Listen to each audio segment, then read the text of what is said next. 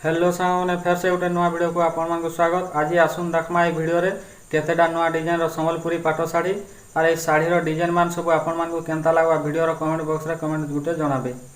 मोर ना कार्तिक मेहर स्वागत करे हैंडलूम संबलपुरी शाढ़ी चैनल के। जदि वीडियोटा आपण भल लगा वीडियोटा के लाइक करदे, चैनल के नुआ कर आसते चैनल के सब्सक्राइब करदे, पाखे थिबा घंटी चिन्ह दबे ऑल करदे, जहाँ भी वीडियो पठाबी पहला आपण पाखे पहुँची जा। आसुन देखमा वीडियो आगे बढ़मा।